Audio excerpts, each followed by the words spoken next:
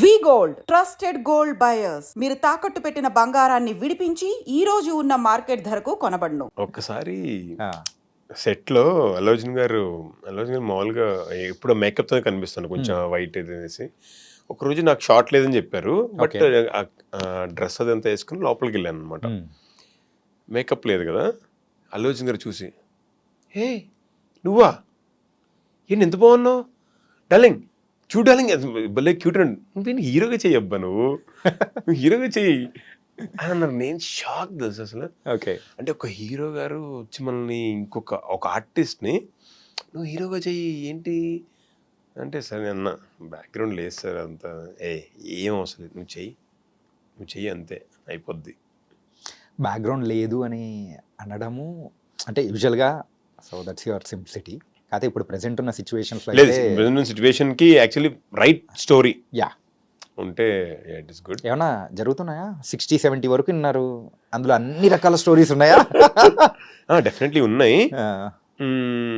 అదే మీలాంటి వాళ్ళందరూ ప్రోత్సాహంతో వింటున్నాను స్టోరీస్, నిజంగా సీరియస్లీ వింటున్నాను. డెఫినెట్లీ సూన్ ఏదో ఒకటి చేస్తాను, అంటే విలన్గా కూడా కొన్ని చేస్తున్నాను కదా, యాజ్ అ క్యారెక్టర్ చేస్తున్నాను. సో టైం పర్మిట్స్ చూసుకుని చేయాలని ఉంది. అంటే బికాజ్ ఎక్స్పెరిమెంటల్ ఫిల్మ్స్ చేద్దామని, అంటే ఇలా కమర్షియల్ ఫిల్మ్స్ కాకుండా చాలా ఎక్స్పెరిమెంట్ ఫిల్మ్స్ ఏదో ఇలాంటివి చెయ్యాలి. అంటే మెయిన్ హీరోస్ చేయలేనివి ఉంటాయి కదా, ప్రాపర్ హీరోస్ వాళ్ళు చేయలేని కొన్ని స్క్రిప్ట్స్, మంచి స్క్రిప్ట్స్ ఉంటాయి. అలాంటివి ఏమైనా వస్తే చేద్దాము లో బడ్జెట్లో అని అనుకుంటున్నాను. ది ఆఫ్టర్ పుష్ప, సో మీరు అందుకున్న ఫస్ట్ ఛాన్స్ ఏ మూవీకి సంబంధించి ఏదైనా ఉందా ఏంటి? ఫస్ట్ ఛాన్స్ ఆఫ్టర్ పుష్ప అంటే పుష్ప తర్వాత సో కంప్లీట్లీ ఇట్స్ చేంజ్డ్ అని చెప్పేసి మీరే అంటున్నారు. అవునవును. సో ఏదైనా పెద్ద మూవీ దగ్గర నుంచి కానీ అట్లా ఆఫర్ రావడం కానీ అలా ఏమైనా ఉందా అని? అంటే మూవీస్ స్టార్ట్ అవుతున్నాను ఇంకా. నన్ను అంటే ప్రశాంత్ నీల్ గారు కూడా పిలిచారు. సో ఆయన రెడీగా ఉండండి. లేదు, ఆయన దగ్గర చేయడం అనేది బ్లెస్సింగ్ అండి అసలు. బికాస్ ఆయన దగ్గర యూ డోంట్ బిలీవ్, చాలా మంది కొత్త యాక్టర్స్ వచ్చారు. మీరు కేజీఎఫ్ తీసుకోండి, సలార్ తీసుకోండి, ఐ ఫీల్ సో హ్యాపీ. అంటే అన్న మేము వెళ్ళి అక్కడ ఆడిషన్ ఇచ్చి వచ్చాం, పెద్ద క్యూ ఉంది, ఆ క్యూలో ఎక్కడో ఉన్నాను నేను, లక్కీగా అయింది. నన్ను మంత్స్ తర్వాత పిలిచి ఒక క్యారెక్టర్ చేయించారు, 1 డే చేయించారు, పంపించారు వెంటనే. I felt so happy. అంటే అంత పెద్ద క్యాన్వాస్లో ఒక అంటే న్యూ బడ్డింగ్ యాక్టర్ ఎవరో నార్మల్ తెలియని వాళ్ళు వెళ్ళి ఆడిషన్ చేసి తన పేరు నెంబర్ ఇచ్చేస్తే కాల్ వచ్చింది అంటే అంటే చాలా ఫార్చునేట్ అండి. అంటే సార్ లాంటి వాళ్ళు ఉండడం, ప్రశాంత్ నీల్ గారు లాంటి వాళ్ళు ఉండడం, so fortunate for the industry.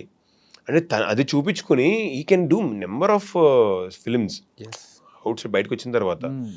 So అంటే అది అందరికి ఆ స్కోప్ ఉండదు. ప్రశాంత్ నీల్ గారు ఏంటంటే ఆ 2 hours స్టోరీ వ్యాస్ట్గా చెప్తారు. అంటే బికాజ్ ఆ ఎడిటింగ్ ప్యాటర్న్ అలా ఉంటుంది. మనకి ఒకటి జరుగుతున్నప్పుడే రకరకాల బ్యాక్ ఇన్సిడెంట్స్, ముందుకెళ్తుంది, వెనక్కి వెళ్తుంది. So there are many actors required. So దానిలో మనల్ని వాడతారు. సో యాక్టర్ అనేవాడు ఎవరైనా సరే, మీరు బొగ్గు పోయండి, బంగారం పోయండి, ఏది పూసినా రెడీ. అది పాయింట్ కాదు. నేను స్క్రీన్ మీద మనకి పెట్టినప్పుడు నేను ఎంత బాగా యాక్ట్ చేశాను అనేది చూసుకుంటారు యాక్టర్ అనేది. సో అలాంటి ఒక ఆప్షన్లో ఉన్నాను. ఇంకా I don't know whether I will get the chance or not. ఏ మూవీకి అంటే ఎన్టీఆర్ గారు మూవీనా? ఎందుకంటే సలార్ 2 దానికి సంబంధించి కూడా సో ప్యారల్ గా నడిచే అవకాశాలు ఉన్నాయని కూడా టాక్స్ వింటున్నా. అది production wise I don't have any idea, but Neel గారి ఆఫీస్ నుంచి అయితే కాల్ వచ్చింది. అయితే రెండోసారి ఎన్టీఆర్ గారితో నటించబోయేది అవకాశం అదే నేను అక్కడే దేవుడు కోరుకుంటున్నాను. మంచి క్యారెక్టర్ ఇవ్వాలి, మంచి లెంత్ క్యారెక్టర్. అంటే ఆయనతో నేను అప్పుడు 2-3 days హార్డ్లీ వర్క్ చేశాను ఆయనతో. 1-2 రోజులు అయితే సార్ లేరు, నాకు డేట్స్ కుదరకు నేను కొన్ని రోజులు వెళ్ళలేదు. సో ఈసారి ఫుల్ ఫ్లెడ్జ్గా చేసే అవకాశం దొరికితే మాత్రం I will give my best అని అనుకుంటున్నా. ఓకే, అంటే 2010 నుంచి మీరు స్టార్ట్ చేశారు కదా bro. So coming to your personality wise everything is fantastic. మరి రాజమౌళి గారి మూవీస్ దగ్గర నుంచి ఏమన్నా కాల్ కానీ కాల్ రాలేదండి. ఎప్పుడు కాల్, నేను కూడా యాక్చువల్లీ ఎప్పుడు వెళ్ళలేదు సార్ దగ్గరికి, వెళ్ళి కలవలేదు. ఎందుకంటే ఆయన బిగ్ క్యాన్వాస్ ఫిల్మ్స్ చాలా హ్యూజ్ ఉంటుంది. బాహుబలి చూస్తే, జనాలు చూస్తే నాకు భయం. అంటే ఎక్కడన్నా వేరే నుంచోబెడతారేమో అట్లా తీసుకెళ్ళి అని చెప్పి చిన్న టెన్షన్ అనమాట నాకు.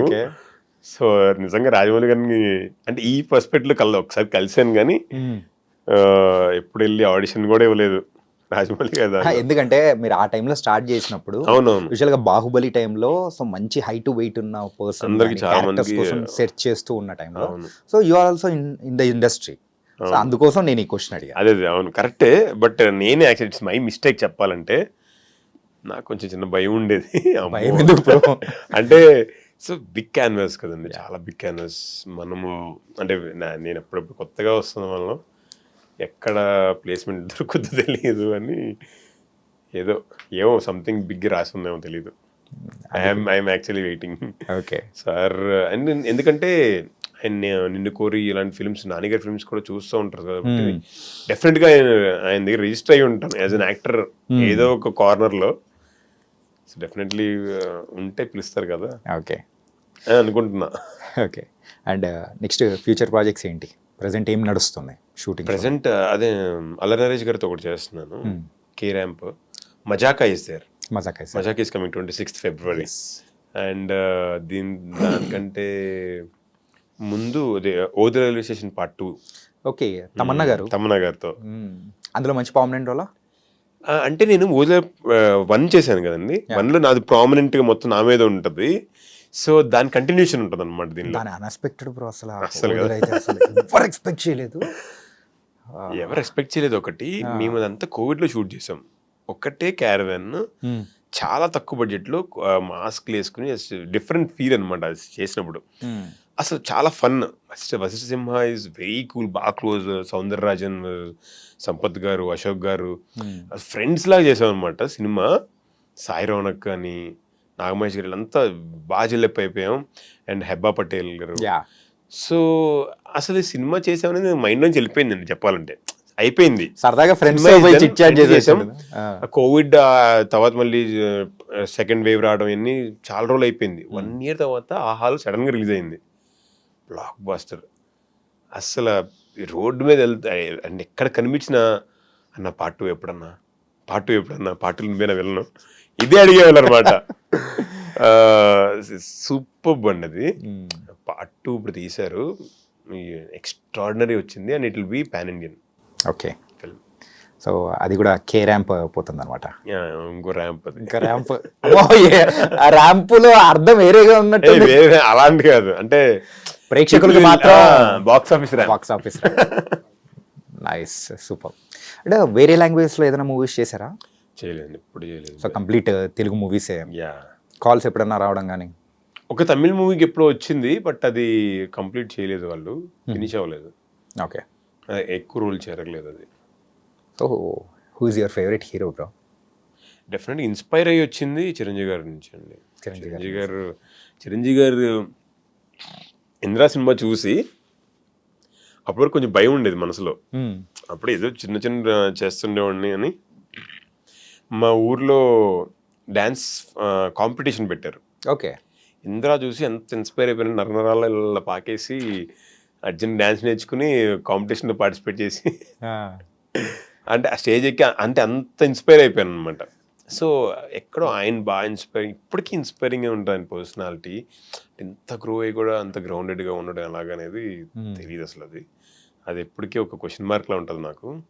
సో ఇంకా ఏదైనా కొత్తగా చేద్దాము, ఇంకేదైనా కొత్తగా చేద్దాము అంటే ఆయన చూడండి లేదు అసలు. Padma Vibhushan, biggest star of India అయినా ఇంకా ఇది చేయాలి, అది చేయాలి, ఎర్లీ మార్నింగ్ వేసి. So is basically my inspiration definitely. And Prabhas గారు అంటే నాకు పర్సనల్గా చెప్పాలంటే క్రష్ అని